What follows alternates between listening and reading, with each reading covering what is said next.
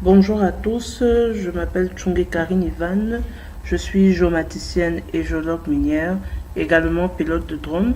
Et la suite de notre cours, si on peut dire ainsi, sur les drones, le pilotage des drones et la photogrammétrie, ça se passe avec les traitements post-survol aérien.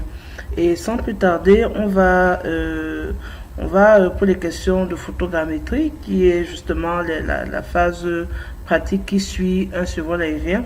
On va utiliser dans le cadre de cette vidéo le logiciel Pixordi.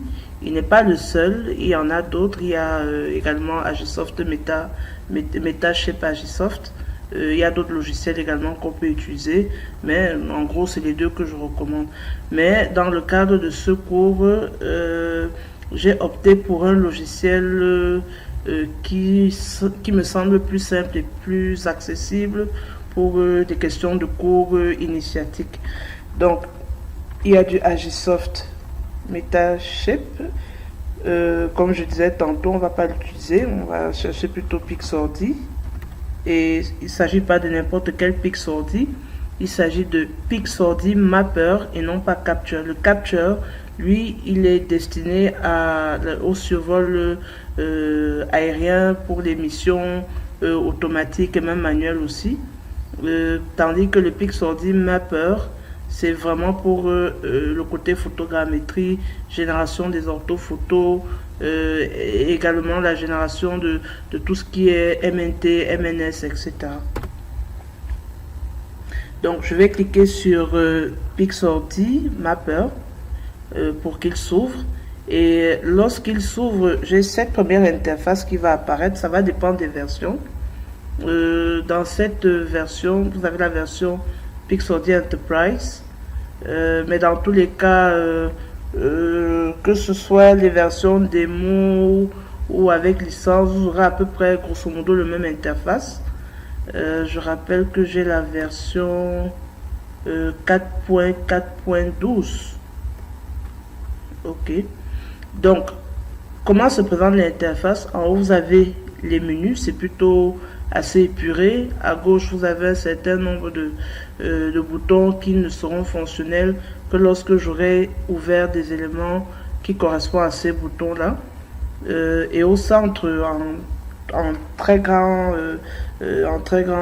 plan, vous avez la possibilité de partir d'un nouveau projet ou alors d'un projet existant. Si je clique sur ouvrir projet, c'est pour les projets existants.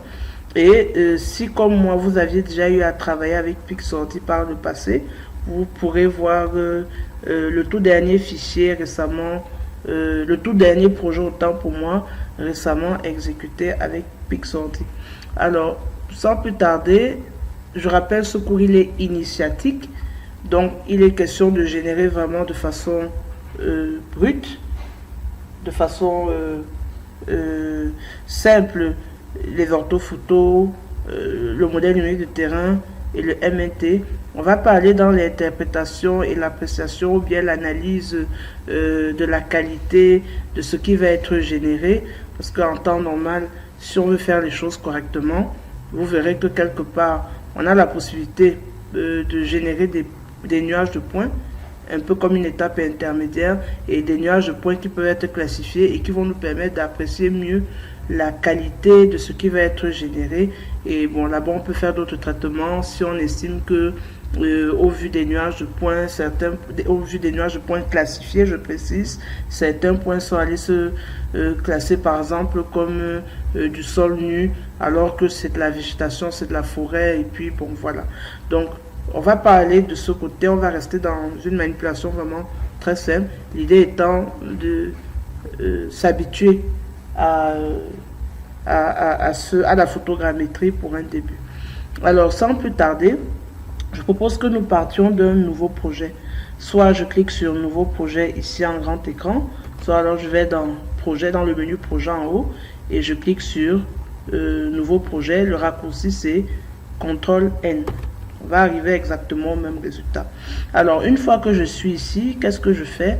Je vais donner un nom déjà au projet que je veux créer. Je vais l'appeler cours underscore photographie photogrammétrie. Je vais écrire en français, voilà. Donc, j'ai donné un nom à mon projet.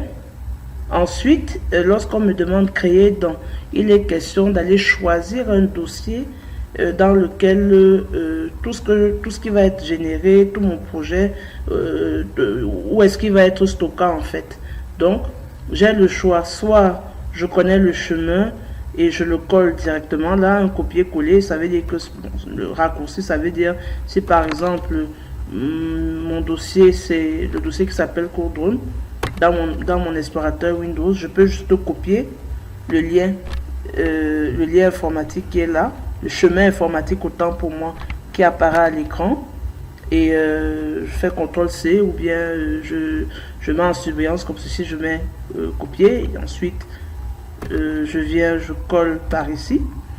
Ou alors, si je veux pas de cette méthode, je peux tout simplement cliquer sur parcourir pour pouvoir me balader dans tous les dossiers possibles jusqu'à ce que je me retrouve dans le bon emplacement que je souhaite utiliser pour enregistrer mon projet.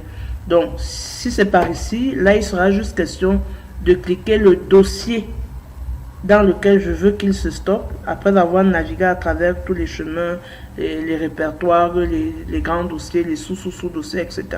Mais le tout dernier emplacement dans lequel je veux qu'il soit logé, qui va être nécessairement un dossier, même si dans la partie qui peut être un sous-dossier, pas de panique, je le sélectionne, c'est tout ce qu'on attend, j'ai pas besoin de l'ouvrir, je sélectionne, je ne l'ouvre pas. Et je clique sur sélectionner un dossier, et puis tout est OK. Alors, je me rassure qu'au niveau de type de projet, c'est marqué nouveau projet et non pas projet fusionné, nanani, nanana et tout ce qui suit. Donc, et c'est pas non plus un nouveau projet de type plateforme multicapteur, non. Et non pas la dernière option, non, c'est vraiment un nouveau projet. Ensuite, je clique sur suivant. Et dans la fenêtre qui apparaît, le logiciel m'invite tout simplement à aller sélectionner toutes les photos acquises par le drone pendant son survol qui vont être intégrées comme input à mon projet pour générer l'orthophoto. Donc quelles sont les photographies, quelles sont les captures photos que je vais utiliser pour générer une orthophoto ou un MNTO, tous les produits dérivés. Alors j'ai plusieurs façons de procéder. Soit j'ai des vidéos de la zone d'étude, mais c'est pas l'objet du cours, soit j'ai tout un dossier qui porte uniquement mes images, soit alors je choisis d'ajouter manuellement mes images. Je vous propose qu'on passe par exemple par ajouter image. Alors, j'ai pas voulu choisir dossier parce qu'à l'intérieur du dossier, il y a déjà, vous voyez le nom du projet qui s'est créé comme un sous-dossier à l'intérieur du dossier Cours Drone de tout à l'heure. Donc, je voulais pas des interférences avec ça. Bon, donc du coup, j'ai préféré choisir ajouter image. Et là, je vais sélectionner tout simplement toutes les images qui m'intéressent. Je clique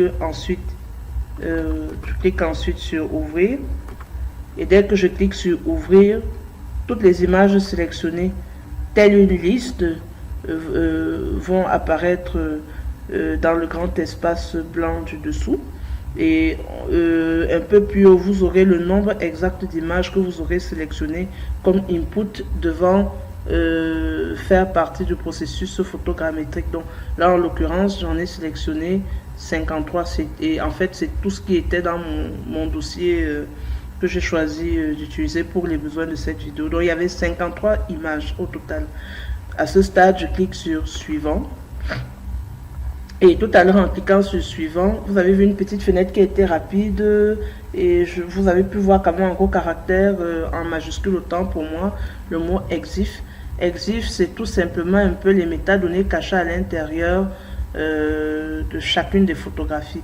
Et qu'est-ce qu'il était en train de faire en m'affichant cette fenêtre qui était super rapide, c'est que le logiciel est allé lire en fait les coordonnées géographiques cachées à l'intérieur de chaque image. Je rappelle que en géomatique, une image c'est un raster, et qu'un raster a une composante sémantique et une composante géométrique. La composante géométrique, c'est ce que nous voyons à vue d'œil dans l'image, la photo. Et la composante sémantique, c'est la grille de pixels qui est cachée derrière. Mais une image, la composante sémantique ne contient pas que la grille de pixels, elle peut contenir d'autres types d'informations, toujours à l'intérieur de cette grille-là. C'est-à-dire vous aurez la grille de pixels d'un côté, et en fait vous aurez une espèce de grand tableau avec plein de cellules, c'est-à-dire un ensemble de lignes et de colonnes bien fournies. Une partie de ces cellules vont comporter les valeurs de pixels, d'autres cellules vont porter les coordonnées géographiques de l'image, s'il y en a, d'autres lignes vont porter le nombre, d'autres cellules, autant pour moi, vont porter des informations du genre le nombre de bits de l'image, le nombre peut-être si c'est des rasters, comme on dit en anglais, unsigned or signed, c'est-à-dire si les valeurs ils sont positives ou négatives, l'altitude et d'autres types de métadonnées.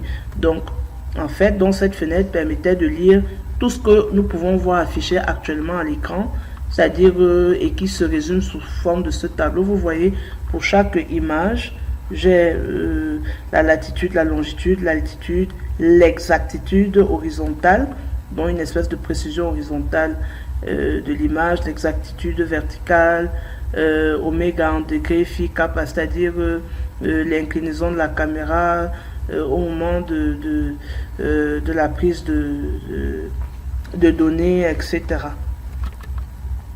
Donc, on reviendra sur les définitions de oméga, phi et kappa un peu plus loin, mais on va avancer. Donc, un peu plus haut, vous avez le système de coordonnées. En fait, vous avez tout ce qui concerne la géolocalisation de chacune des images. Et vous constatez tout de suite que il y a au niveau du système de coordonnées, tout de suite le logiciel a détecté le datum de chacune des images, le système de coordonnées qui est caché derrière chaque image, et il a détecté également la géolocalisation et l'orientation, c'est-à-dire il a détecté que les 53 sont effectivement 53 images sur 53 sont effectivement géolocalisées, parce qu'il peut arriver que le datum vous indique bien qu'il détecte quelque chose, enfin le système de coordonnées, il peut arriver qu'effectivement le logiciel détecte un système de coordonnées et un datum, mais que ce datum ne s'applique pas et ce système de coordonnées ne s'applique pas à toutes les images. Ça va être par exemple, ce qui est fréquent, l'image avant décollage du drone. Parfois au moment de décoller, on peut faire une fausse manipulation en prenant en photo par exemple, en appuyant par exemple sur la touche photo de la radiocommande et ça prendra une photo à travers la caméra du drone, alors que le drone il est encore au sol, il n'a même pas encore décollé. Et ça, c'est une photo qui est hors mission automatique. Donc, cette photo en temps normal ne saurait être géoréférencée par rapport au référent. Oui, c'est une simple photo. Donc, parfois, ce type de photo, il n'y a pas de référence spatiale cachée derrière. Et du coup, ça peut, si on avait par exemple intégrer cette photo, on pouvait se retrouver dans un cas de figure, on a 54 images par exemple, et sur les 54, il nous précise que seulement 53 images sont géolocalisées sur 54, donc 53 sur 54. Donc ça renvoie à ça que renvoie la partie géolocalisation et orientation. Vous avez les exactitudes de géolocalisation qui peuvent être également qui sont à défaut standard, elles peuvent être basses ou personnalisées.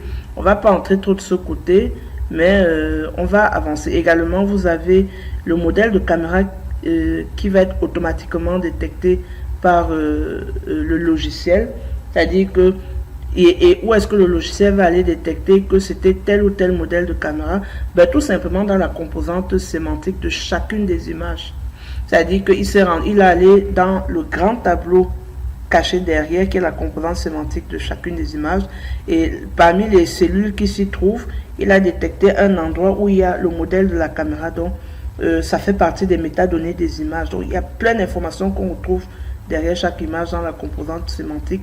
Pas seulement, je répète encore, pas seulement les valeurs de pixels et tout. Voilà. Donc, à ce stade, on ne va pas trop entrer dans les détails de tout ce qui se passe là, mais je peux m'amuser à aller changer un minimum d'informations, notamment sur le système de coordonnées en cliquant sur éditer. On va pas le faire parce que c'est bon, il détecte déjà que on travaille en mètres dans un système métrique, donc dans un système de coordonnées projetées, ce qui est l'unité la plus appropriée lorsqu'on fait de la photogrammétrie, puisque l'idée de la photogrammétrie, c'est de faire de l'interprétation des données d'observation de la Terre tout en pouvant y effectuer un certain nombre de mesures terrestres avec du périmètre, du calcul des pentes, des volumes, des surfaces, etc. Donc, on ne va pas changer cela, on va avancer. Bon, depuis Exif, on ne va pas trop travailler dessus, mais heureusement que depuis Exif, c'est exactement les mêmes informations qui sont là. Donc, rien n'a changé. Tant mieux. Donc, on va avancer.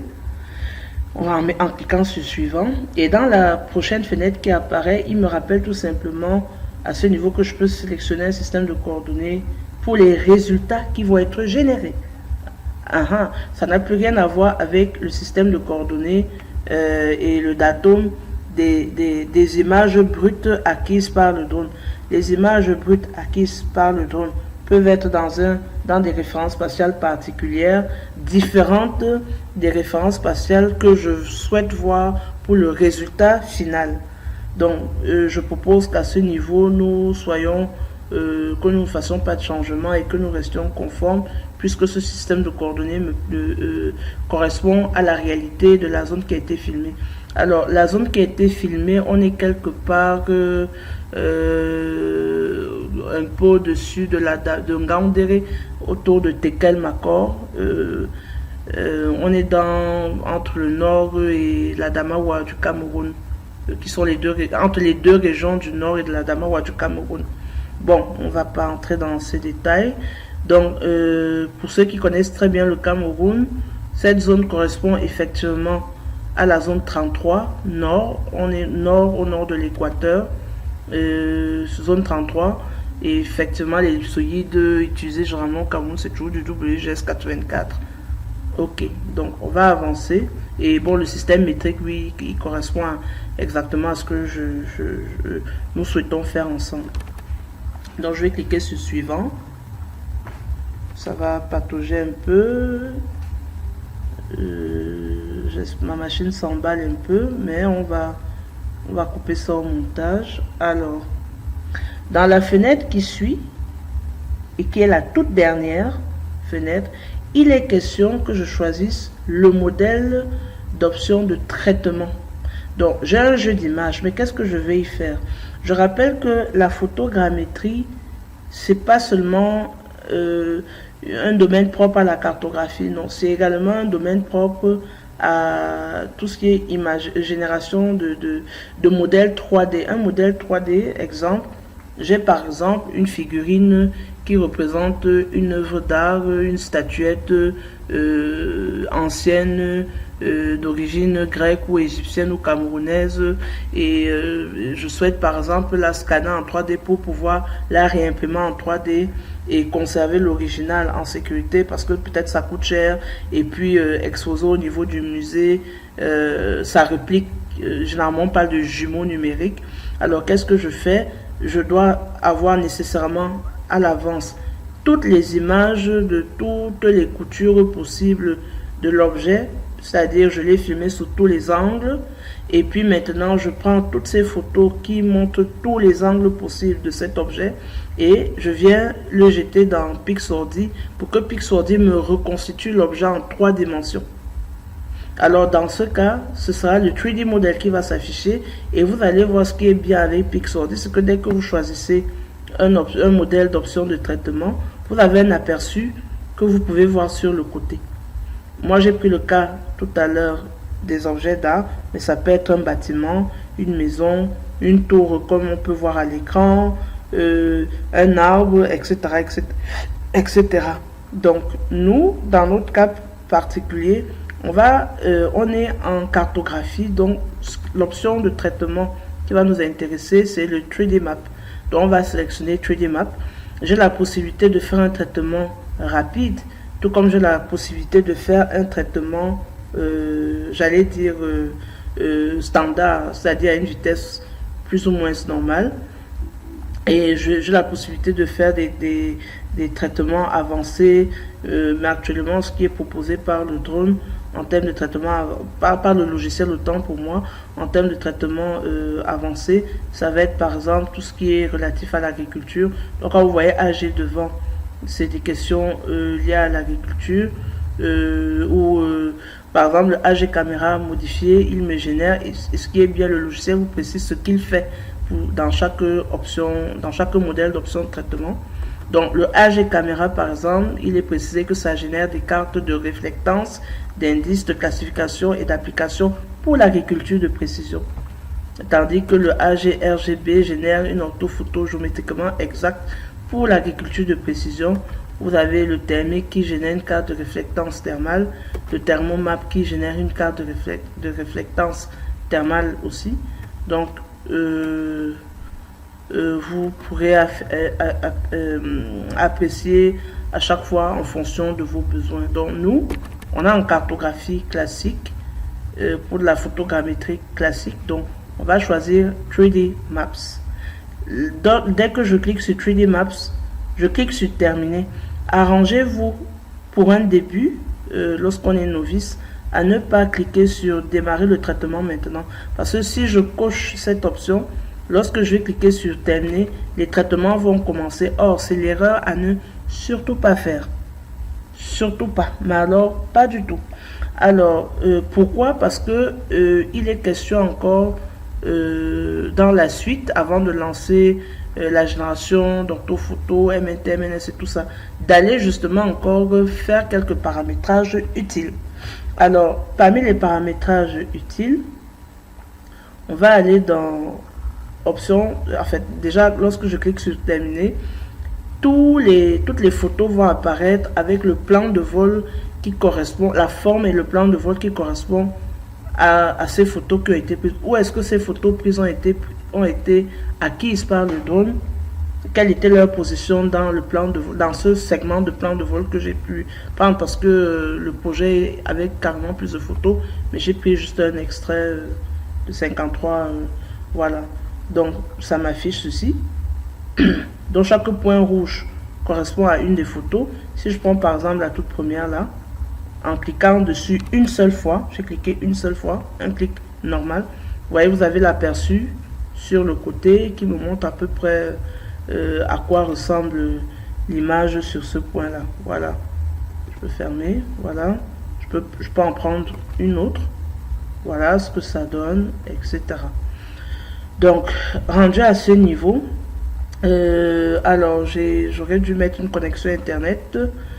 Si je m'étais connecté à internet, l'avantage avec l'option satellite et carte en haut, c'est que on allait voir où est-ce que ces images acquises par le drone se superposent par rapport à une image Google Earth par exemple, ou Google Maps, tout simplement.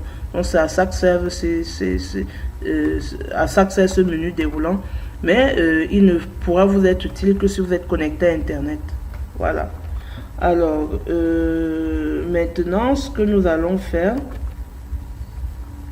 nous allons aller dans options de traitement, et dans options de traitement, il va falloir que je me balade dans toutes les options possibles qui existent pour être sûr que j'ai coché et choisi tout ce que je veux comme degré, niveau de traitement, pour avoir le meilleur résultat en qualité, etc. et tout. Donc je vais vraiment parcourir à ce niveau avec vous le maximum de choses utiles. On ne peut pas tout voir, tout expliquer dans une vidéo, mais on verra au moins l'essentiel. Alors je vais commencer avec le tout premier niveau de traitement. Vous voyez, il est d'office coché. Je peux le décocher, hein.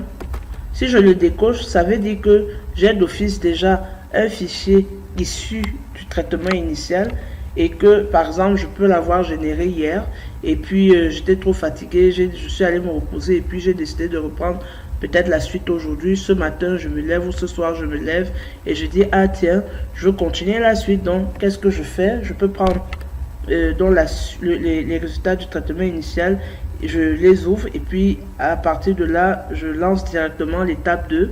Ou bien alors, si j'avais déjà l'étape 2 et que je voulais passer directement à l'étape 3, je laisse uniquement l'étape 3 cochée. Je rappelle que toutes ces étapes sont cochées ici en bas d'office. Donc Pixordi d'office vous coche les trois seules grandes étapes que lui, il est habitué à connaître et à manipuler pour avoir le résultat final. Donc, libre à l'utilisateur de décocher les étapes qu'il ne veut pas. Mais, ce qui est bien et logique, c'est que ces étapes sont classées, se succèdent dans un ordre extrêmement logique. C'est-à-dire, dans le traitement initial, il va commencer par essayer de superposer les photos, essayer d'identifier les points de ressemblance d'une photo à une autre. Parce que je vous rappelle que le principe pendant le survol aérien, lorsqu'on est dans un cadre de photogrammétrie, il faudrait que la photo qui suit recouvre en partie et suffisamment la photo précédente sur la même ligne de vol. Maintenant, d'une ligne du même vol à une autre ligne, c'est-à-dire on est dans le même plan de vol, la ligne 2 par exemple, les photos de la ligne 2 non seulement doivent se recouvrir entre elles, mais en plus, l'ensemble des photos de la ligne 2 doivent pouvoir recouvrir en partie toutes les photos de la ligne précédente, c'est-à-dire la ligne 1. Donc il y a déjà un taux de recouvrement qui doit être obligatoire sur la même ligne, mais aussi d'une ligne à une autre dans le même plan de vol. Donc ça, c'est le principe de la photogrammétrie.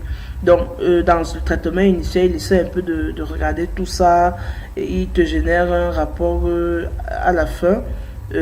Comme dans chacune des étapes d'ailleurs, vous aurez un rapport intermédiaire et ça, la troisième étape, vous aurez le rapport final consultable à tout moment dans Pixordi. Donc le nuage point, c'est très important.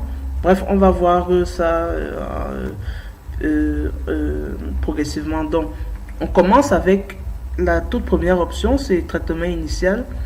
Dans le traitement initial, le seul onglet qu'on me propose, c'est un onglet qui s'appelle Général, et dans lequel je veux pouvoir gérer la question d'échelle d'image des points homologues. Quelle est l'échelle de l'image? Est-ce que je garde l'échelle originale de mes images, ou bien je choisis l'option rapide? Bon, déjà, l'original, ça me garantit que je vais travailler en modèle de traitement 3D map rapide. Ça me donne pas forcément un modèle, donc ça peut aller un peu dans tous les sens. Personnalisé, est-ce que je fais ce traitement initial sur un quart de la taille de l'image, ou sur un huitième, ou sur le double? Est-ce que je double d'abord l'image? Bref, c'est des questions d'échelle en fait. Donc généralement, je pense que pour un début, il est préférable de rester en taille originale, ne pas trop chercher à s'embêter avec les questions d'échelle d'image. Ensuite, me rassurer que le rapport de qualité, on a coché générer la prévisualisation de l'orthophoto dans le rapport de qualité. C'est très important parce que à partir de cette étape-là, je pourrais savoir s'il est utile de continuer à l'étape 2 et 3. C'est très important de toujours cocher générer la prévisualisation de l'orthophoto dans le rapport de qualité. Parce qu'il arrive que l'alignement des photos rate, l'alignement qui se fait au traitement initial. L'alignement parfois rate parce que peut-être les photos n'ont pas été bien acquises, parce que peut-être elles sont trop floues, ou le paysage est trop monotone, et puis du coup, le logiciel n'arrive pas à identifier des mêmes points sur une image 1 et en même temps les mêmes points encore sur une image 2 par exemple. Il n'arrive donc pas à faire le bon alignement, ou parfois certaines photos manquent de référence spatiale et puis vous vous retrouvez avec des formes bizarres qui ne correspondent pas à la superficie par exemple de la zone que vous avez eu à survoler, ou alors vous aurez une orthophoto qui aura des trous à l'intérieur, ou des groupes d'images qui vont comment on va dire, des groupes d'images qui vont on va dire qui vont s'unir à part en un petit bloc et un autre groupe d'images qui va former un autre bloc. Et puis maintenant, les deux blocs, un bloc superposera l'autre, alors que ça doit pas être le cas. Ça doit être que chaque image doit trouver sa place vraiment comme dans un puzzle. Donc il est très important de prévisualiser l'orthophoto avant. Et c'est généralement à partir de cette prévisualisation qu'on peut voir des déformations et toutes les anomalies. Et croyez-moi, une anomalie visible à ce niveau, sur le plan visuel, ce sera exactement la même anomalie qu'on aura lorsque on aura effectivement le produit orthophoto MNT, MNS qui n'intervient qu'à la troisième étape. Donc, dès le départ, on peut arrêter le carnage, quoi, et voir qu'est-ce qui ne va pas. Peut-être on a introduit une mauvaise photo dans le jeu d'image, il faut peut-être la supprimer, ou bien elle avait un petit souci, il faut la retoucher, etc. Donc, c'est dès le départ qu'on peut voir tout ça. Donc, veillez toujours à cocher et lire ce rapport intermédiaire pour voir si l'orthophoto ressemble à quelque chose de cohérent et de cohérent. Alors, on va passer à la deuxième étape. Dans la deuxième étape, nous avons deux onglets. Dans le premier onglet, on a... je recommande toujours avec Pixordé, c'est un petit truc qu'il ne faut pas oublier. Il faut agrandir sa fenêtre si vous voulez être sûr de voir toutes les options. Voilà. Et j'ai réduit également un peu le haut pour pouvoir porter toute la fenêtre pour que OK, annuler et aide se voit très bien. OK. Donc, je disais tantôt, le tout premier onglet qui nous accueille dans l'option de traitement nuage de points et maillage, c'est nuage de points. Alors, dans nuage de points, il est question de gérer en gros, dans un premier temps, la densification de ce nuage de points. Plus on a un nuage de points dense, plus on a une image fidèle à la réalité avec des détails plus ou moins très visibles. Fidèle à la réalité, c'est-à-dire vraiment avec des détails parfois même minuscules. Hein. Donc, on a intérêt à avoir généralement une image extrêmement dense. Mais le problème avec la question de la densification du nuage de points, c'est que plus c'est dense, plus le traitement va être long et lourd. Donc, lourd, qui dit lourd, ça veut dire que la machine va vraiment transférer, la carte graphique va vraiment être sollicitée avec beaucoup de violence, la RAM aussi, le processeur aussi. Donc, ça va vraiment consommer beaucoup de ressources de l'ordinateur. Et du coup, il faut vraiment bien choisir. Il faut vous rassurer que vous avez une machine appropriée. Je ne reviens pas sur cette partie de mon cours qui parle de workstation ou de station de travail, qui sont les machines les plus appropriées à défaut des Macintosh, sans publicité bien sûr, pour faire des travaux liés au graphisme 3D et autres. Donc, encore une fois, pour les questions de densification de nuages de points, la notion d'échelle intervient. Vous vous souvenez que on avait gardé la taille originale, certes, mais au moment de générer le nuage de points, est-ce que je génère le nuage de points par rapport à toute la taille originale de l'image? C'est assez lent. Est-ce que je génère un nuage de points en prenant uniquement la moitié de chacune des images, ou le quart ou le huitième? Vous pouvez laisser ça à défaut. Bon, c'est pas mauvais. Mais sachez que plus la taille est entière et plus ça va être lent, comme je disais. Plus on diminue la taille de l'image qui doit être prise en compte pour générer un nuage de points, plus ça va être rapide. Mais en même temps, au niveau de la qualité, on va perdre en détail. Voilà, donc ça, il faut vraiment noter ça. Multi-échelle doit être coché. Voilà. Il doit être absolument coché. Là, je l'ai décoché, mais c'est pas bon. Mais c'était juste pour vous montrer que vous pouvez le cocher ou le décocher. Donc, ok, au niveau de la densité des points, j'ai le choix. Est-ce que je veux une densité optimale? Là, il va faire une espèce de rapport qualité-densité. Si je prends basse, ça va être très rapide, mais je vais peut-être, encore une fois de plus, perdre certains détails. Si je choisis haut, ça va être plus lent, mais ce sera cool. Optimal, c'est le bon compromis. Dans le nombre minimal de correspondances Ça aussi, je peux choisir.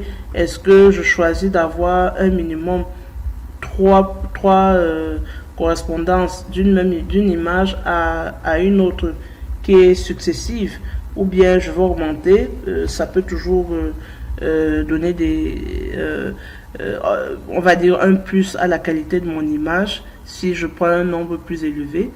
Bon, je peux décider de rester à 3, mais vraiment c'est des questions à ce moment qui doivent passer par le raisonnement de l'utilisateur pour avoir vraiment pour avoir vraiment un résultat vraiment fidèle à la réalité, en qualité, etc. Donc, le deuxième élément à gérer dans l'option de traitement nuage de points émaillage, c'est la classification du nuage de points. Est-ce que je veux un nuage de points classifié ou pas? Il est conseillé fortement de toujours choisir l'option avec classification du nuage de points. Ça permet de mieux analyser la qualité avant validation du résultat final. C'est par exemple à partir de là qu'on va voir que tel point a été considéré comme un sol nu dans un MNT alors que c'est de la végétation qui est là. On peut supprimer ces points-là. Bref, ça a un intérêt. Bon, comme je vous ai dit, maintenant, ce n'est pas l'objet du cours parce que s'il faut entrer dans l'analyse de près de la classification des nuages de points, on le fera plus avec Pixordi. On va utiliser d'autres logiciels qui sont plus appropriés. On peut le faire avec Pixordi, mais on ne le fera pas. C'est pas vraiment... Il y a vraiment des logiciels vraiment plus fournis que ça pour explorer un peu tout cela. Donc, on va dans la suite, le dernier élément qui va intervenir dans cette option de traitement, c'est est-ce que mon nuage de points en question qui va être généré, est-ce que je veux pouvoir l'exporter? Si je ne veux pas, je décoche tout ce qui m'est proposé comme option là. Ça va être du LAS, du PLY, du XYZ. Si j'en ai besoin, je coche tout simplement le format qui me plaît. En fait, donc en gros, sous exporter, tout ce qui est LAS, pli et XIS, si je peux dire ça ainsi, c'est tout simplement des formats du fichier final qui va être généré et qui va porter le nuage de points. Alors ce nuage de points, en gros, en quoi il va consister, c'est que chaque point de mon nuage aura une coordonnée X, une coordonnée Y, une coordonnée Z. C'est en gros à ça que renvoie le nuage de points. Peu importe le format, LAS ou pli ou autre, il contient en fait une coordonnée. Chaque nuage de points va se caractériser par une coordonnée X, Y et Z. Donc vous aurez en gros comme information une espèce de...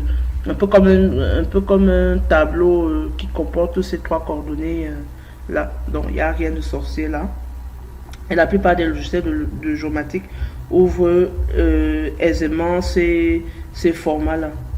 Donc, par la suite, est-ce que je veux fusionner toutes les tuiles de mes nuages de points ou bien en un seul fichier ou bien pas du tout? Si je veux fusionner, je peux cliquer dessus. Vous pouvez décocher ou c'est pas mauvais, vous pouvez cocher c'est pas mauvais. Sachez juste que en gros, si je coche, le seul inconvénient que moi je trouve à cocher le fusionner, c'est que faut pas oublier, on a plusieurs images. On a un jeu de 53 images dans le cadre de ce cours. Et chacun des 53 images va me générer des nuages de points. Alors, si je fusionne, j'aurai un gros fichier de nuages de points où tous les nuages de points vont fonctionner de façon un peu comme un bloc. Et du coup, en termes de conséquences, on sentira tout de suite qu'un fichier un peu plus lourd à la manipulation. Alors que si je ne fusionne pas les tuiles, c'est-à-dire les différents nuages de points qui vont se créer par image sur chacune des 53 images, en fait, chaque image, il y en a 53, chaque image devient en quelque sorte comme une tuile, comme une scène. Donc, si je décide de ne pas les fusionner, le fichier sera un peu plus léger. Certes, j'aurai un même fichier, un genre, avec toutes les coordonnées dedans, mais au niveau de la manipulation, ce sera plus ou moins dans certains types de logiciels, ou bien si on veut faire certains types de manipulation, ce sera un peu plus léger à l'affichage, etc. Donc je vous propose de ne pas cocher ça, on va laisser ça comme ça. Et je peux passer au deuxième onglet, le maillage texturé. Alors le maillage texturé, c'est celui-là qui donne du relief à l'image finale qui va être générée, qui donne de la texture, c'est pour ça qu'on appelle ça texturé. Donc je peux avoir un nuage de points, mais ça, à vue d'œil, lorsqu'on travaille avec le nuage de points, il donne souvent l'impression qu'on a des parasites. Un peu, vous vous souvenez, les anciens téléviseurs de l'époque, les téléviseurs cathodiques, lorsque l'antenne était pas bien placée ou bien qu'il y avait un peu de pluie et tout, les images devenaient parasitaires avec des bruits, on appelle ça du bruit, on a vu ça en cours, avec une espèce de bruit de couleur blanche, c'est-à-dire des petits grains blancs, etc. Donc, si on travaille uniquement avec le nuage de points, on va voir la forme, mais elle aura la forme des objets au sol, mais ça aura l'air un peu bruité. Donc, vraiment bruité. Alors que lorsqu'on va ouvrir le fichier maillage texturé, en plus du nuage de points, on aura un résultat qui semble plus lisse, plus net, avec moins de bruit. Donc, voilà un peu. Donc, du coup, le maillage texturé, il est fortement recommandé de toujours le cocher. Toujours le cocher. Et lui aussi, il peut s'exporter dans des formats lisibles par la plupart des logiciels de géomatique. Par exemple, le DXF, le OBJ, le FBX, le Pli. Voilà. Donc, vous pouvez laisser les deux cocher là, ça ne dérange pas. Vous pouvez en cocher d'autres. En fait, c'est pour dire que même si je reviens au niveau du nuage de points, vous pouvez cocher plusieurs formats. Hein. C'est pas forcément un seul. Vous pouvez cliquer vraiment soit tout, soit un seul, soit deux, soit trois. Il n'y a pas de problème. Pareil avec le maillage texturé, dont on peut exporter les éléments ou la propriété ou le contenu à travers ces différents formats qui sont proposés. Je peux en sélectionner un ou plusieurs, il n'y a pas de problème. Donc, du coup, comme je disais, au niveau de génération, rassurez-vous toujours que générer le maillage 3D texturé est coché. Au niveau de options, vous avez le choix. Est-ce que je veux un maillage de haute résolution, de résolution moyenne, qui est le défaut, de basse résolution, ou d'une résolution personnalisée que je peux paramétrer. En ce moment, je vais entrer dans les questions de profondeur maximale de l'arbre octal, la taille de la texture du pixel, le critère décimal, vraiment à le quantitatif ou le qualitatif, selon une stratégie sensitive ou agressive. Vraiment à ce niveau, je ne vais pas entrer dans les détails. Je vais laisser le soin à vous autres qui allez voir cette vidéo de tester. Comme je disais, ce cours il est initiatique, donc on va éviter de vous effrayer, on va dire ça comme ça, avec des options qui me semblent trop avancées pour un débutant. Voilà, donc on peut laisser résolution moyenne par exemple ou haute résolution, il n'y a pas de problème. Mais vous remarquerez que en fonction de ce que je clique comme résolution, vous avez la profondeur maximale qui change avec la taille de la texture, etc. Pourtant c'est grisé. Vous avez même le nombre maximal de triangles qui va changer, parce que les textures, le principe du maillage texturé, c'est que le fichier qu'il vous génère à vue d'œil, lorsque vous le regardez, il va vous générer une image qui, si vous l'affichez seul, vous ne distinguerez aucune forme. Vous verrez une espèce d'image comme si elle a du relief 3D issu de l'assemblage de plusieurs triangles, un peu comme les fameux triangles de Launay. Ok, donc lorsqu'on choisit une des options de maillage ici, ça affecte obligatoirement tous les autres paramètres dans personnaliser. Donc moi je propose que pour les besoins du cours, qu'on laisse la résolution moyenne. Voilà. Ok, je finis. Bon, vous pouvez utiliser la balance des couleurs pour la texture, c'est pas mauvais. Ça ne fera que donner plus de détails au résultat final, c'est toujours très bien. Tout comme vous pouvez décocher ça à votre appréciation. Et nous terminons par la troisième et dernière option de traitement. Bon, pas la dernière, mais disons il y en a une autre. Alors, au niveau de cette troisième option, ce qui est intéressant là-bas, c'est que c'est là-bas qu'on va aller décider que nous voulons effectivement un MNS, modèle numérique de surface, un MNT, un JOTIF, soit les trois, soit l'un des trois, soit 2 sur 3. Voilà. Donc, lorsque je clique donc sur 3 MNS, orthophoto et indice, j'ai 3 onglets qui s'affichent du côté droit. Dans le tout premier onglet, il est question que je coche déjà si ou non je veux un MNS et une orthophoto. Donc, je n'ai qu'à cocher le JOTIF là pour raster MNS et aussi le JOTIF de orthophoto. Si ce n'est pas déjà coché, ben si c'est coché, tant mieux. Ça veut dire que dans mes résultats finaux qui vont se créer, j'aurai effectivement un MNS au format JOTIF. Les JOTIF, c'est des TIFF géoréférencés. Je rappelle que le TIFF, c'est un format raster. Et le JOTIF, c'est donc un format raster géoréférencé. Ou référencé, je préfère dire ça ainsi. Et pareil pour l'orthophoto. Alors, dès que j'ai coché ça, je peux m'arranger à fusionner les tuiles ou pas. Ça ne dérange pas. Mieux vaut toujours fusionner. Comme ça, vous avez un seul bloc qui s'affiche en une fois. Je peux également, au niveau de l'orthophoto, créer des tuiles Google Maps et KML. C'est-à-dire que pour pouvoir faciliter l'affichage de mon orthophoto dans le logiciel PC Google Earth. Je rappelle que Google Earth, c'est un logiciel de chez Google dans lequel je peux accéder à des cartes, à des images, à des images satellites ou des images cartographiques du style dessin. Donc ce que je vois en ligne, c'est du Google Maps. En ligne, lorsque vous voulez accéder à une carte, c'est du Google Maps qui s'affiche. Mais une fois dans Google Maps, à travers Internet, vous pouvez switcher la vue en mode satellite. Et ou bien vous re-switcher en mode map, quoi, en mode carte, tout simplement. Donc, vous avez la version web, mais vous avez aussi la version logicielle PC. Dans la version logicielle donc PC, j'ai la possibilité d'aller superposer les tuiles Google Maps et KML si je le veux.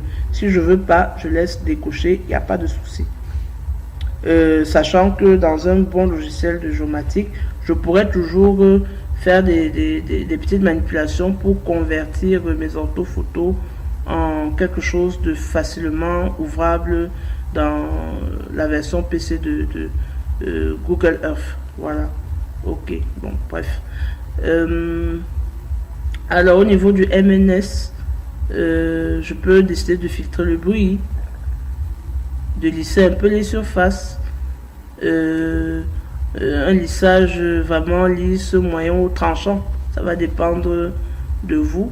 Là, ça va jouer un peu sur la qualité, le grain de l'image finale. Qu'est-ce que je peux faire d'autre? Au niveau de la génération du MNS, il y aura des méthodes de génération qui vont s'opérer. Est-ce que je veux générer ça selon la méthode de pondération inverse à la distance ou selon la méthode de triangulation?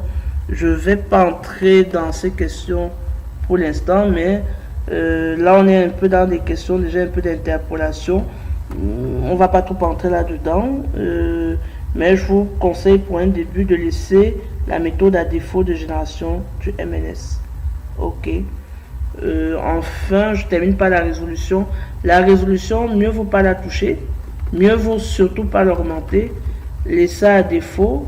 GSD signifie Ground Surface. Alors, je vais peut-être afficher ça en bas de la description. Mais en gros, ça renvoie un peu à une espèce de résolution par unité de surface de l'image qui va être générée. Je peux la personnaliser. Je peux dire que tiens, ce sera du 1 cm par pixel. Tout comme je peux la laisser en GSD, il n'y a pas de problème. C'est-à-dire, si je prends du personnalisé, la valeur que je mets ici va effectivement affecter la qualité de mon image. Généralement, le 1, c'est la plus basse valeur de résolution que nous pouvons mettre et c'est la plus conseillée. Et c'est la plus conseillée, en fait, la plus appropriée, parce que ça nous permet vraiment, on se souvient que les images de très haute résolution, plus on va vers des valeurs faibles, plus l'image est de très haute résolution, et plus les valeurs sont élevées, plus on est dans des valeurs, dans des résolutions, autant pour moi, de très faible résolution.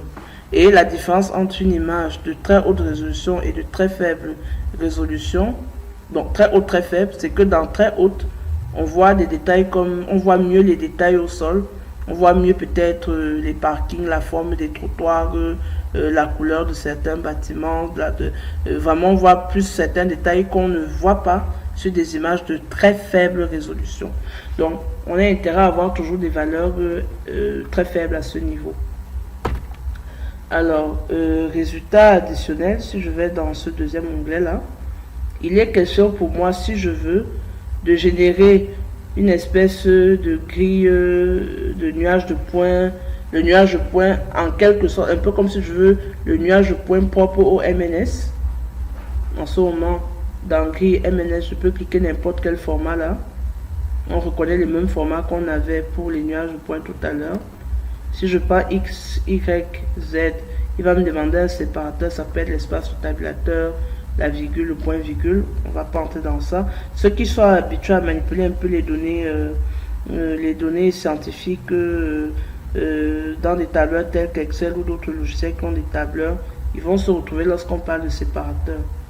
Ben, ça peut être du LAS si je veux, ou du LAS, peu importe. Mais si je dis du LAS ou du LAS, attention, je vais devoir choisir un pas. Plus le pas est petit, mieux j'aurai des détails sur ma grille MNS.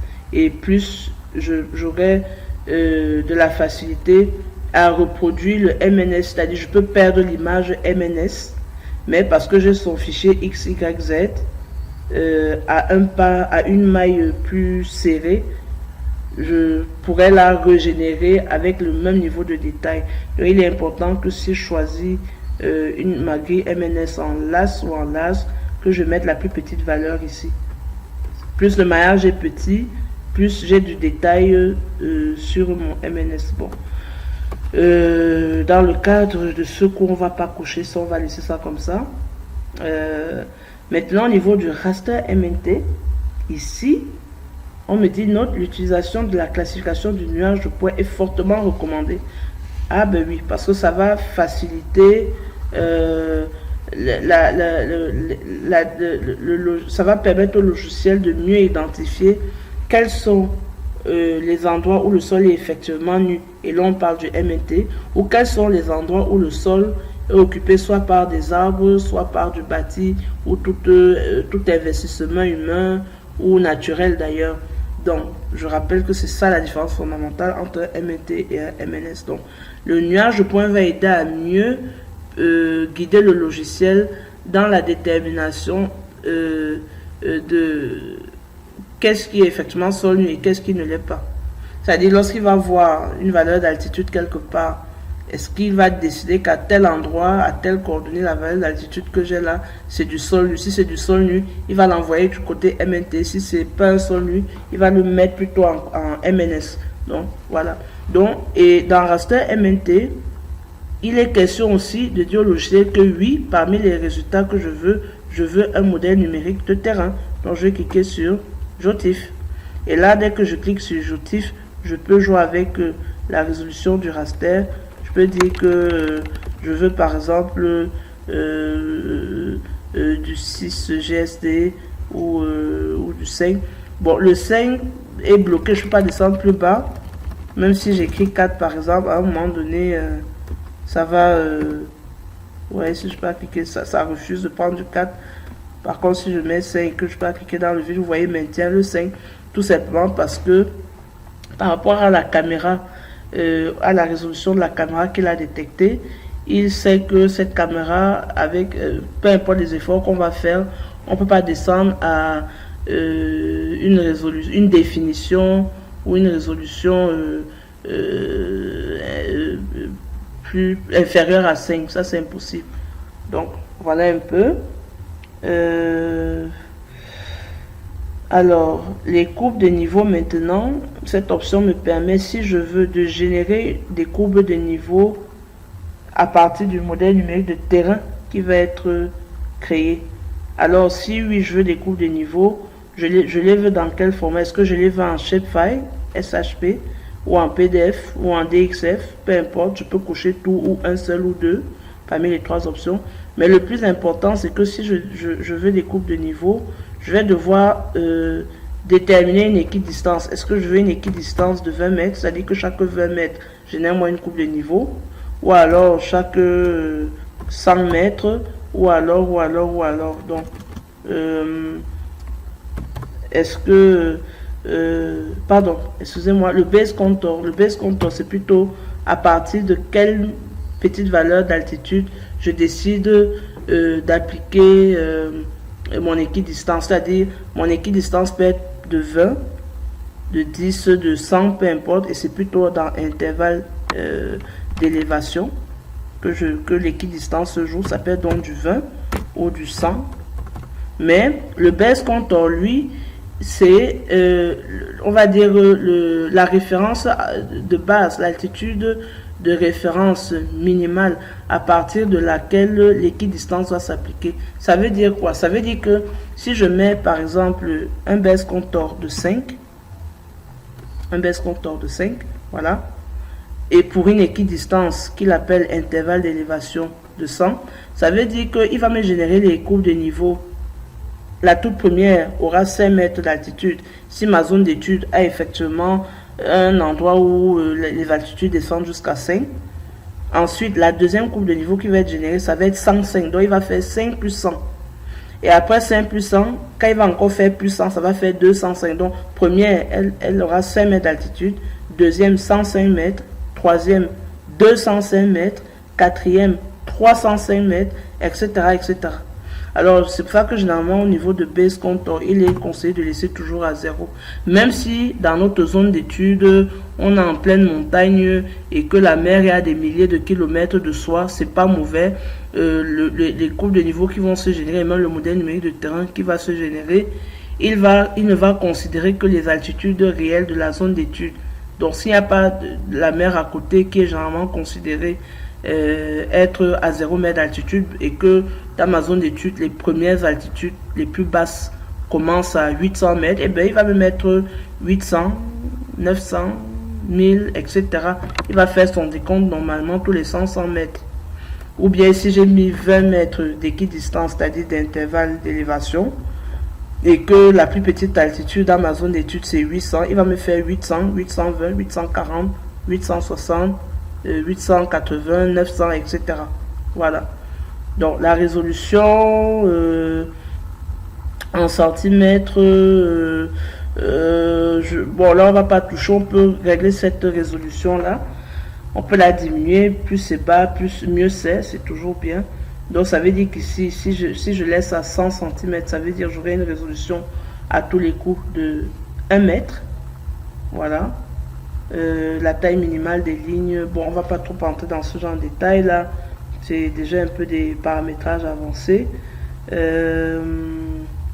Bon, à partir d'ici, il n'y a pas trop grand chose à aller voir dans l'onglet calculateur d'indices, parce que le calculateur d'indices c'est pour beaucoup plus des caméras multispectrales, c'est-à-dire qu'il aurait fallu que le drone que j'ai utilisé est une caméra multispectrale et non pas une caméra RVB.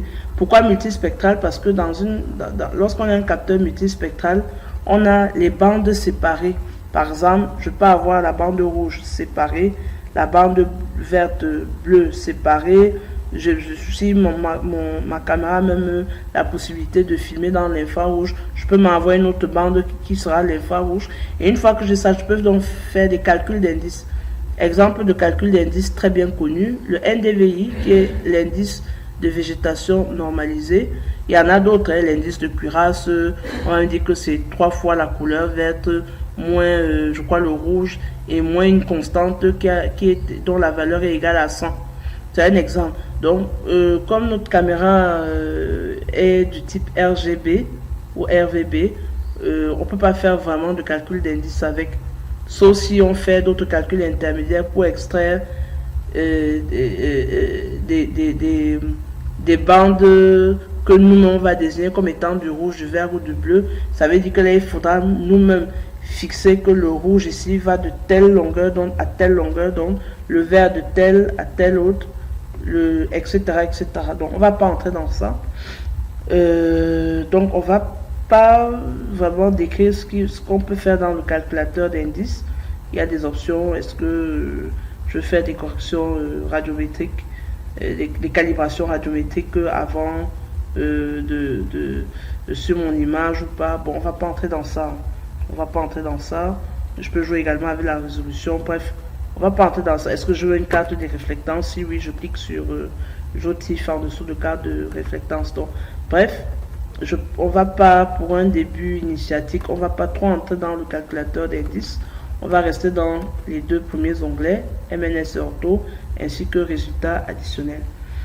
Enfin, avant de finir et de lancer complètement donc le traitement, le dernier endroit où on va aller cliquer, dans la dernière option de traitement, il est question d'aller dans ressources et notifications.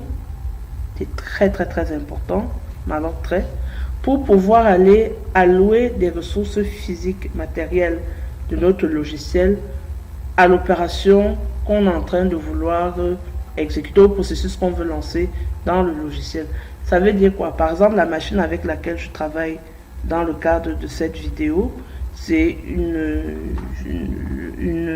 machine HP, un Core i8, dont elle a 8 Go de RAM, 8 cœurs, elle a une carte graphique Radeon et non pas Intel ou Nvidia, etc. Donc bref, là il est question que je dise alloue les 8 cœurs au traitement ou alloue seulement 4 cœurs ou 5 cœurs, peu importe. Et en termes de RAM, alloue les 8 Go de RAM au traitement et non pas seulement peut-être le minimum. Donc plus je vais allouer de la ressource à l'opération et plus vite l'opération va se faire. Donc on va cliquer après avoir fait toute cette gymnastique sur OK. Et dès qu'on va cliquer sur OK pour démarrer effectivement le traitement, on va cliquer sur démarrer. Alors je viens de cliquer sur démarrer, on va laisser mijoter tout ça et on va se retrouver tout juste après la première étape pour pouvoir lire le premier rapport, en fait qui est un rapport intermédiaire. Ensuite on va faire encore une pause et revenir lorsque on sera à la fin de la deuxième étape, qui donne aussi droit à un deuxième rapport intermédiaire qui va s'empiler en fait à la suite du premier. Et enfin, on se retrouvera à la fin de la troisième étape qui est la toute dernière, où on pourra voir le résultat final. On va pouvoir manipuler un peu nos objets, savoir comment est-ce que, où les trouver, comment est-ce que Pixordi organise un peu ses résultats à la fin. Alors, avant de nous séparer, pour revenir, vous pouvez cliquer sur log des résultats pour voir tout ce qui se passe par derrière, s'il y a des erreurs, des difficultés, des warnings lors du traitement. Vous pouvez constater tout ça ici au fur et à mesure que le processus se fait.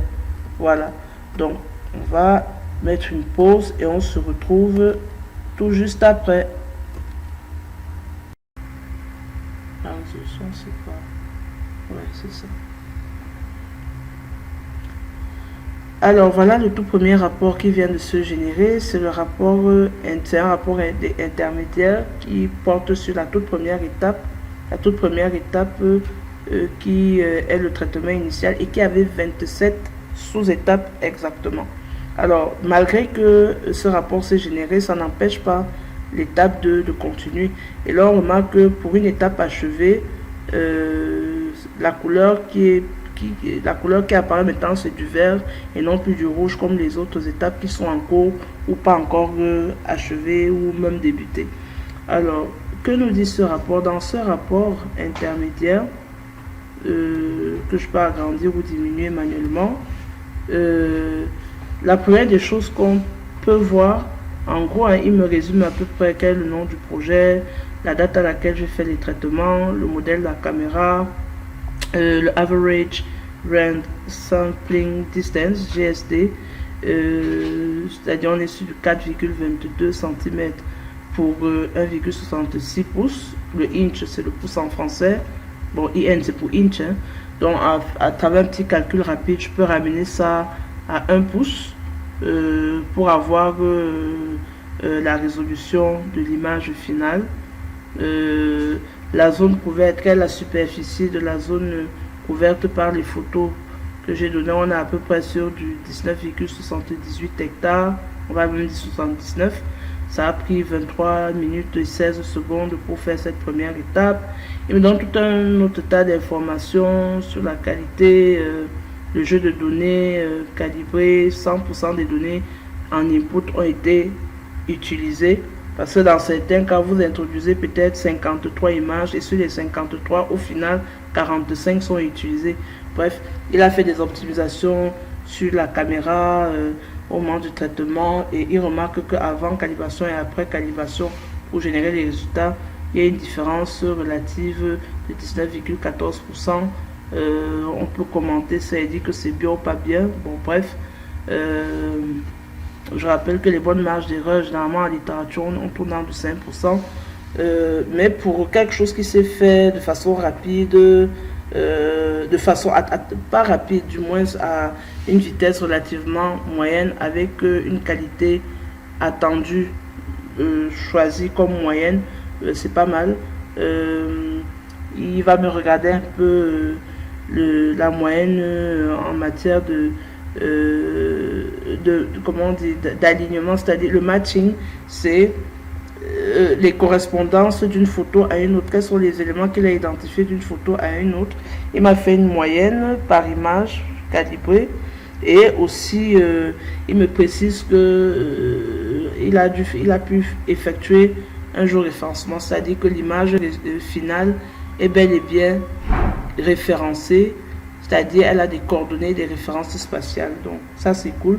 Le Node 3D GCP, c'est pour dire que, enfin le GCP ici, c'est tout simplement parce qu'on n'a pas introduit, avant de lancer le processus, un fichier issu d'un levé topographique par exemple pour renforcer la qualité de l'image qui va être générée en termes de référence spatiale. Bon bref.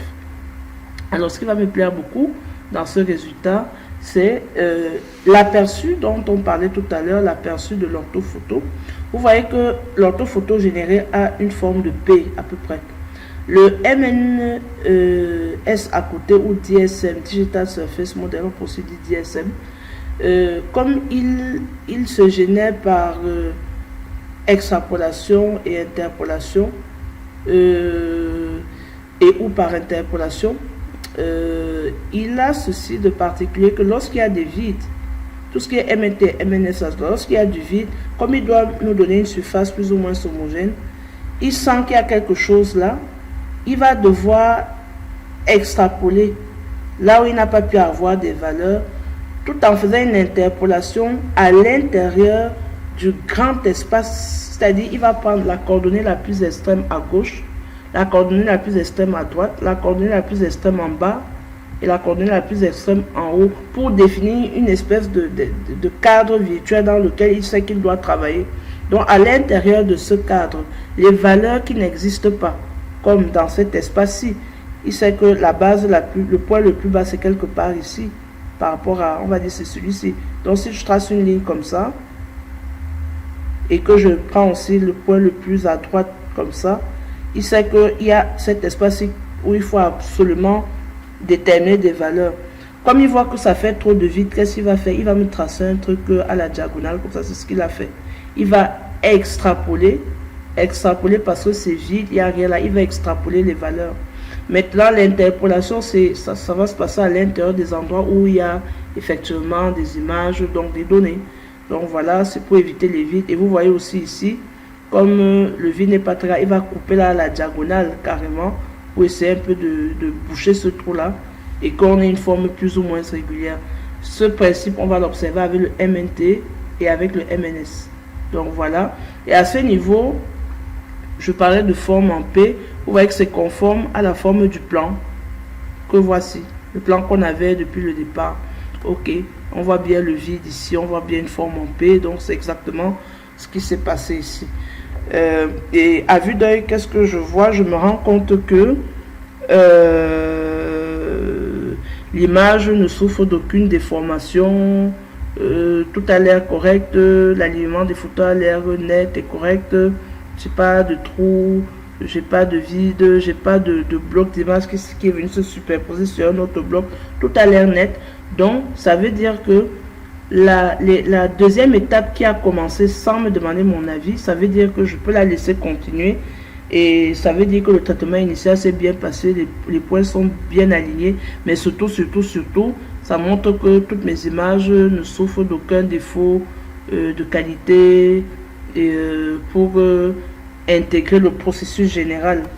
Parce que, comme je disais tantôt, s'il y a des problèmes observés, parfois certaines photos n'ont pas de référence spatiale, parfois elles sont floues, parfois elles manquent de luminosité, parfois, bref.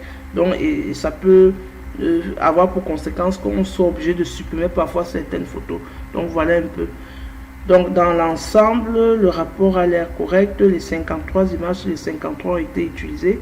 Alors que dans d'autres cas, vous avez parfois du 45 images sur 53. Ça peut arriver, hein, c'est-à-dire qu'on peut dire que dans certains cas, certaines photos sont tellement mauvaises que le logiciel ne les intègre pas au processus. Et sur le total que vous avez mis en input, en output, au final, il n'utilise qu'une partie. Donc, voilà. Le reste, c'est du blabla un peu statistique. On va pas trop entrer dans ça. On reviendra un peu plus tard pour des analyses avancées, peut-être dans un autre cours.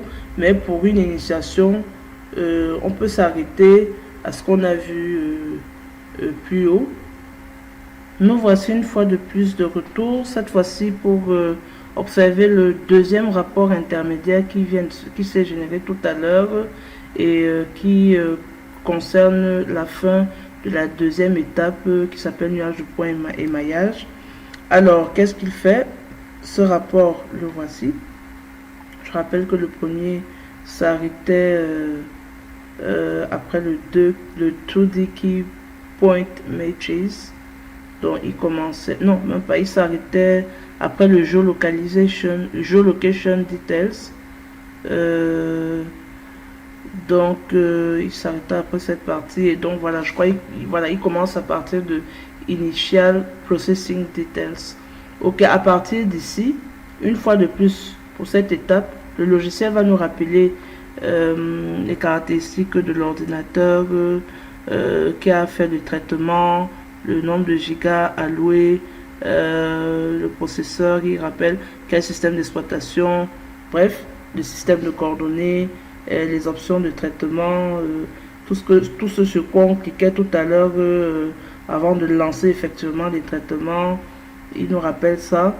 Il nous montre ensuite comment est-ce qu'il a. Il nous montre ensuite des détails sur sur la densification du nuage de points. Qu'est-ce qu'il a fait comme traitement.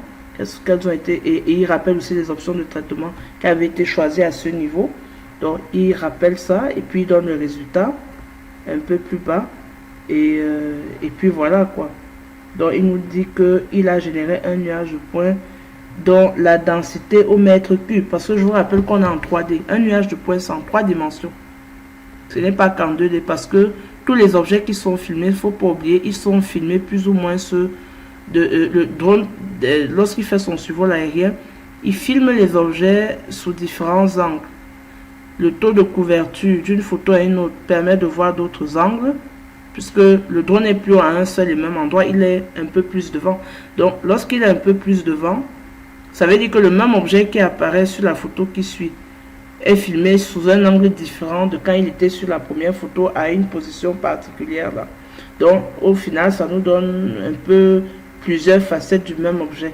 Donc c'est pour ça que le nuage de point ne peut être qu'en 3D et non pas en 2D. En 3D minimum. Donc, et c'est pour ça que la densité ici va être exprimée par mètre cube. Donc il me dit que il a 29,73, il a une densité de 29,79 autant pour moi par mètre cube. Donc 29,79 points par mètre cube. Ce qui n'est pas mal du tout par rapport aux options de paramétrage qu'on a mis au début du traitement. Donc voilà un peu en gros. La partie 2 n'a pas beaucoup de bavardage, elle est vraiment bref.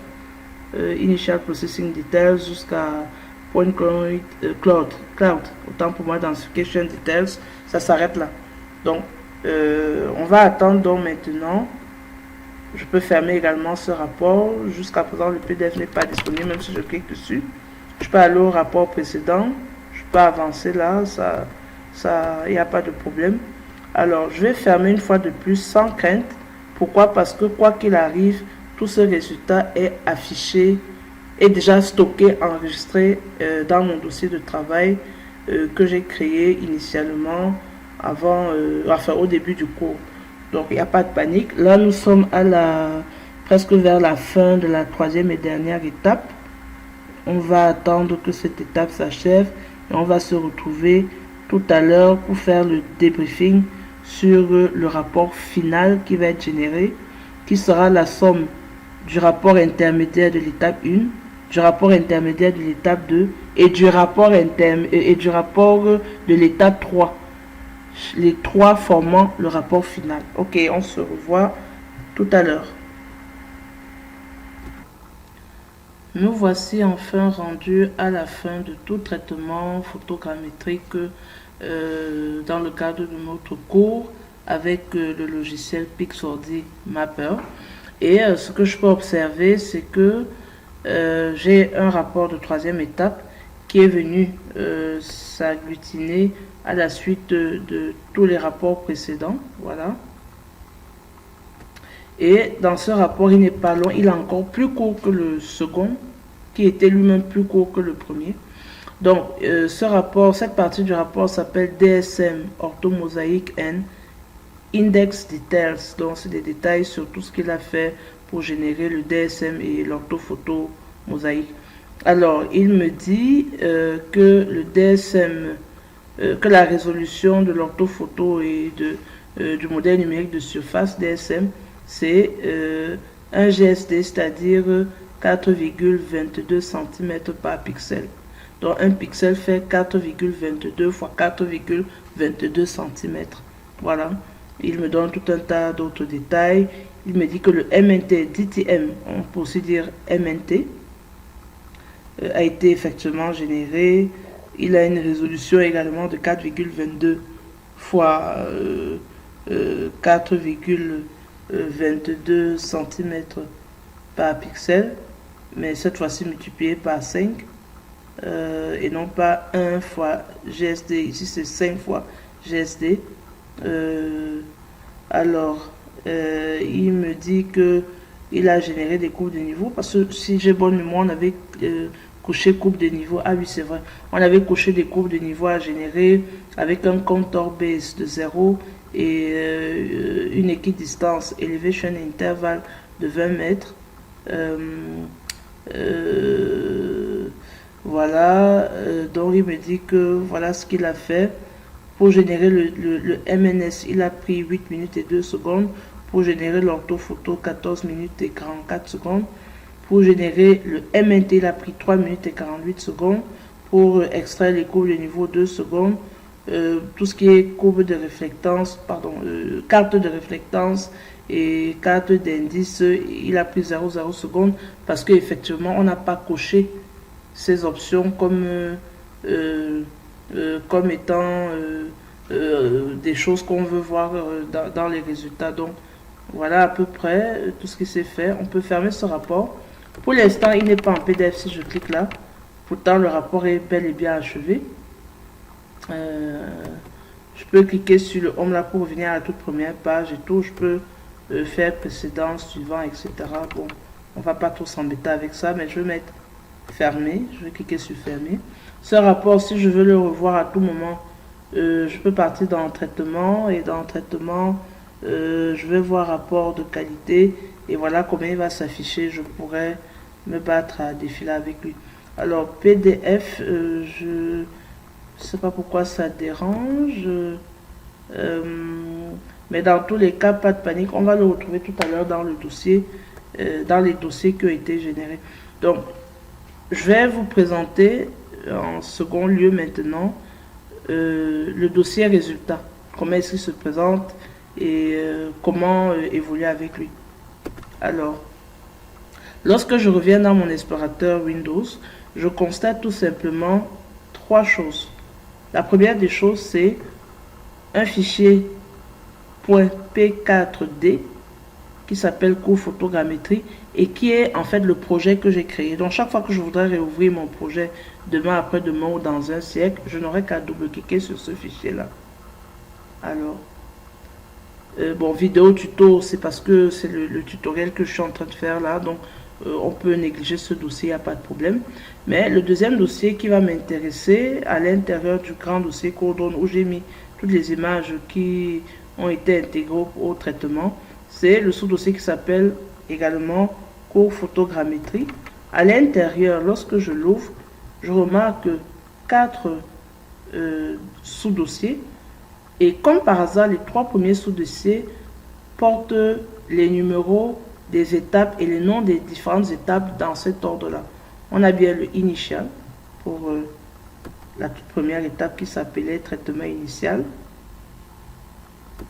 On a ensuite 2 pour densification.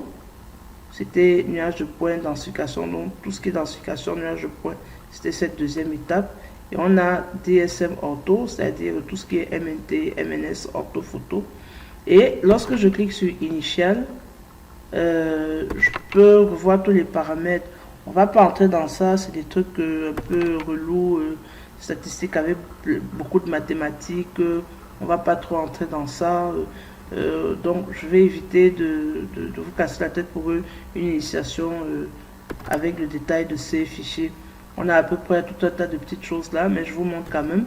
Donc bref, mais ce qui va m'intéresser là, c'est que dans ce tout premier sous-dossier 1 initial, se loge le sous-dossier report. Report, et à l'intérieur, c'est en fait le rapport de tout ce qui a été généré dans les 3 étapes. Donc, j'ai ce rapport en XML, je peux double-cliquer dessus, tout comme j'ai le même rapport avec le index aussi. Alors, si je veux ouvrir ce rapport, je préfère cliquer sur le fichier XML comme cela. Je double-clique sur lui et il va s'ouvrir avec mon explorateur, mon navigateur internet. Je pouvais décider de l'ouvrir directement avec Chrome, parce que là, il va s'ouvrir avec Internet Explorer ou Edge, Microsoft Edge, qui est, on va dire, la version qui est sortie juste après Internet Explorer classique que tout le monde a connu. Donc, bon, je peux le lire avec. Mais le problème avec Internet Explorer ou bien Microsoft Edge, ce qui va s'afficher sous forme de code HTML ou XML, et c'est pas facile à interpréter comme ça. Donc pour pallier à ça, on pourra l'ouvrir tout simplement à travers l'application Pixordi. C'est plus simple comme ça. Alors, dans la suite maintenant, j'ai vu où se trouve mon rapport, donc il n'y a pas de problème.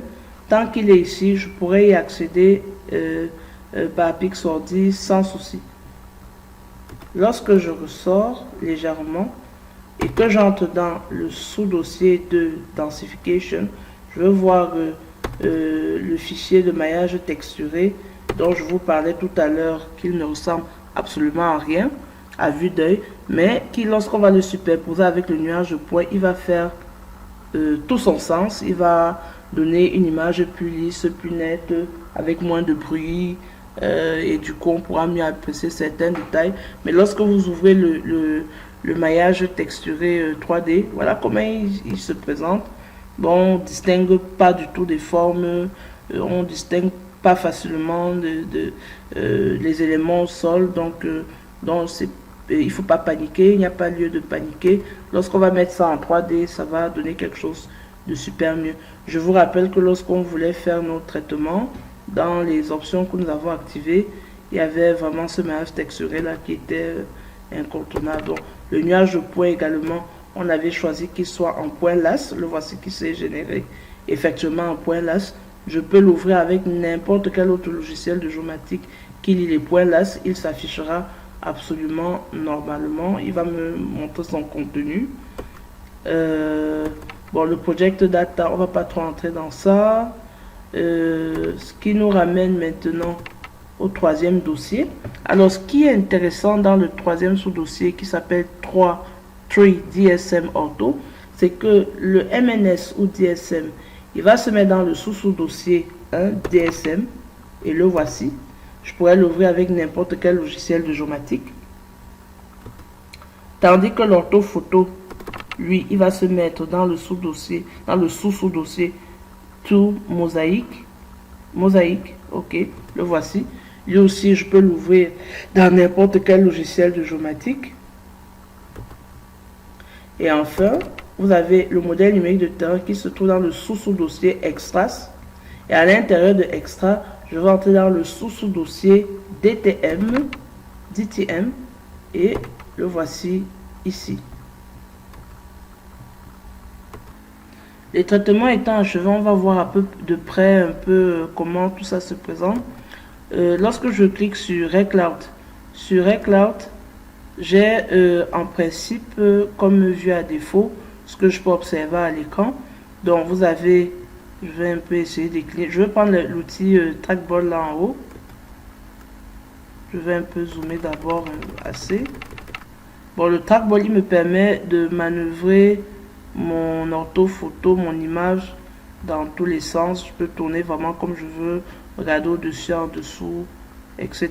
Donc bref, je remarque des espèces de rayons bleus au-dessus avec des points verts et bleus au centre. Les rayons bleus, les lignes bleu vert là, c'est en fait des dimensions de chaque image. Sachant que le bleu et le vert représentent tout simplement deux états, c'est-à-dire on aura une couleur, c'est-à-dire un rayon bleu par exemple, ou un rayon vert qui va aller avec son point bleu ou vert, qui représente la scène telle que le drone a acquis les images avec son centre, et l'autre couleur ce sera la position et les dimensions de l'image si on veut, après traitement par le logiciel. Le logiciel s'attendait à ce que la scène ait telle ou telle configuration, donc du coup il prendra une autre couleur. Donc ça, il n'y a pas de problème et ça va faire une certaine différence un peu. Bon, c'est pas très important à ce niveau, et la photo est à l'intérieur. Donc si je clique sur la photo, ouais, elle apparaît de côté avec tout un tas de points qu'il a pu identifier pour faire un peu le matching, la mise en cohérence, etc. et la suite de ces traitements. Je peux cliquer sur une autre image, elle s'affiche également là. Donc voilà un peu, on va pas trop entrer dans ces questions. Donc je vais revenir sur couche, et à chaque fois que je sélectionne une image, vous voyez, ça se déroule sur la barre latérale de gauche et ça me met en gras l'image qui est sélectionnée, et c'est la même image que je peux voir de l'autre côté. Je vois encore également le même nom ici sur le côté là, donc c'est cool. Ok, donc et tout ça va se cacher sous le grand. Je vais un peu remballer tout ça va se cacher dans caméra. Donc si je décoche caméra, les caméras disparaissent. C'est bon, elles disparaissent avec leur rayon. Maintenant, dans la propriété d'affichage, je peux m'amuser à jouer avec les couleurs des rayons, etc. Donc la position initiale, elle est en bleu. La position calculée, elle est en vert. On va remballer ça. Les erreurs de position, les noms calibrés soient en rouge, les erreurs de position et tout vont également prendre une couleur verte. On va pas trop insister dessus. Les caméras calibrées, voilà la liste des cas. Ils disent caméras calibrées, c'est en fait les images acquises. Comme on en a acquis dans le cadre, enfin comme on a utilisé dans le cadre de ce traitement 53 images, il me réaffiche les 353 images. Pourquoi les 53? Parce qu'on a vu dans le rapport tout à l'heure que sur 53 en input, 53 ont effectivement été bien utilisés pour faire les orthophotos et tous les autres produits dérivés. Donc, il me réaffiche tout ce qui a effectivement été pris en compte dans les traitements. Il me les réaffiche sur le côté. Il me les met dans caméra calibrée. Donc, ok. Si je veux, j'éteins tout ça. Et je remballe même encore plus. Je vais revenir au mode de navigation standard. Je vais zoomer un peu.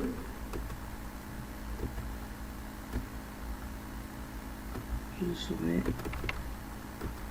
Non, pas trop. Voilà. Ok, je zoome un peu. Alors, à ce niveau, bon, les rayons, on va pas trop insister dessus. Je décoche pas. Ça va pas trop nous embêter pour l'instant. Du coup, je propose qu'on passe plutôt au point de liaison. Alors, les points de liaison, c'est tout simplement ce que je peux observer là. Donc, ici, il ne m'a affiché que les points de liaison, c'est-à-dire ceux à partir desquels il a pu faire le matching, c'est-à-dire l'alignement. Alors, c'est ce qu'on peut observer. Et lorsque on regarde ça de près, on se rend compte qu'on a une image un peu bruitée, pour ne pas dire très bruitée, avec beaucoup de zones de noires, sombres. On distingue quand même les grandes formes principales, mais vraiment à y regarder de loin comme de près, c'est vraiment une image très bruitée. On a un nuage de points vraiment pas très dense du tout. Vous voyez, j'ai zoomé jusqu'au bout, jusqu'à C en tout cas. Ce qui est marrant, c'est que lorsque je vais activer le nuage de points, on aura une image encore plus nette. Donc je vais cliquer sur nuage de points. Vous voyez le résultat est tout de suite plus net. C'est-à-dire que dans point de liaison, on avait uniquement un nuage de points de tous les points qui ont permis de faire la liaison uniquement. Alors que le nuage de points que je viens de cliquer, c'est vraiment tout le gros nuage de points densifié. Vraiment densifié. Et c'est pour ça qu'on a un résultat comme celui-là. Celui-là aussi, je vais un peu zoomer. À y regarder de près, on voit quand même encore des petites poches un peu noires. Il est moins bruité que tout à l'heure. Mais il a ces petites irrégularités. Un peu comme ici. C'est pas très net là. On voit des petits défauts. Et ce nuage de points, il a un certain type de propriété. Je peux jouer avec la taille du grain, mais je veux pas trop que on entre.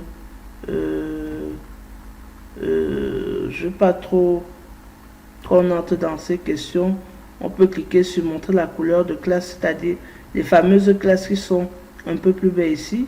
Je peux dézoomer pour qu'on voit ce que ça donne.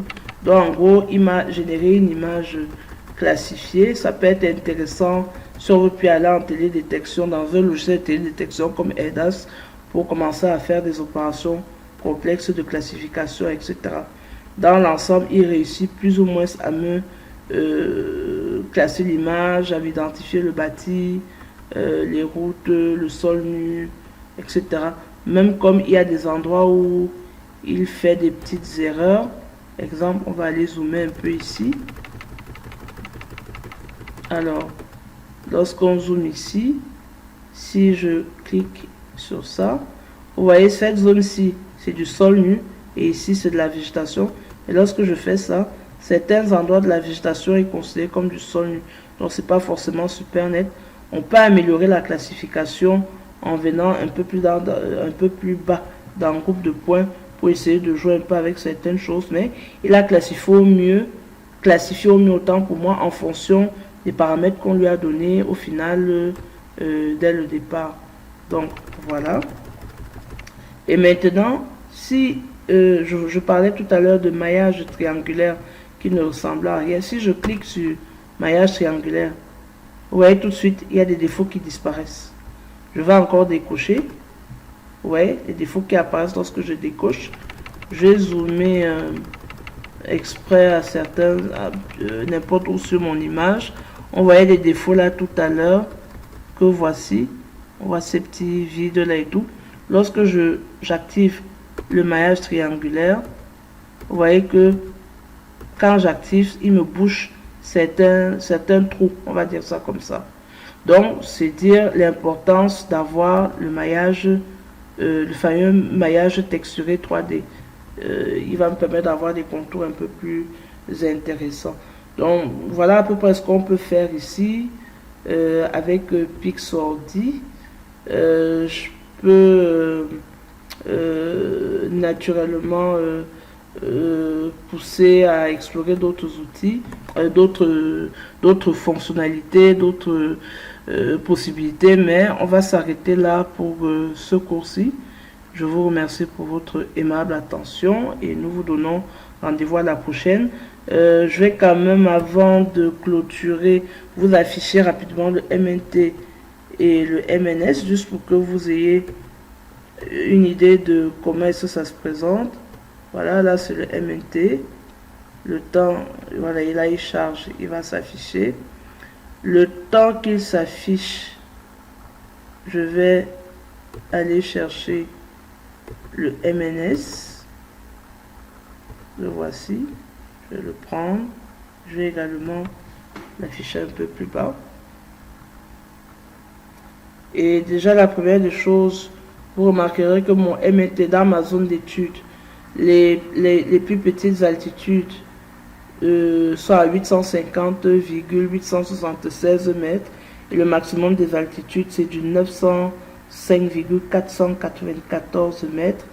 Et on aura avec le MNS qui va s'afficher tout à l'heure des résultats légèrement différents là, en termes de maximum, hein, parce que je rappelle que le MNS c'est le sol habillé avec tous les objets qu'il contient, dont les hauteurs vont être intégrées à l'altitude, alors que le MNT on considère une surface complètement nue. Donc le MNS aura des altitudes maximales, aura tendance à avoir une altitude maximale carrément supérieure à ce que le MNT peut proposer. Et on le voit là, c'est vrai que la base est plus ou moins légèrement différente, mais on est toujours sur du 800 et des poussières. Et d'ailleurs, ouais, on est sur du 800 et des poussières. Mais ce qui va beaucoup plus intéresser, l'altitude maximale ici, on a 923 et des poussières, alors qu'avec le MNT, on était à 905 et des poussières. Ça nous fait quand même un joli gap d'à peu près, on va dire quoi, 18 mètres de différence. Et lorsque j'affiche le MNS, vous voyez, on voit mieux les détails des objets au sol. Pourquoi? Parce que ces objets-là, c'est eux qui font la hauteur en surplus sur le sol nu. Alors que le MNT, lui, qui considère le sol nu, il est plus lisse. Voilà. Ok. Donc, sur ce, notre vidéo s'achève. Nous vous donnons rendez-vous pour d'autres vidéos du genre. Et je vous remercie pour votre aimable attention.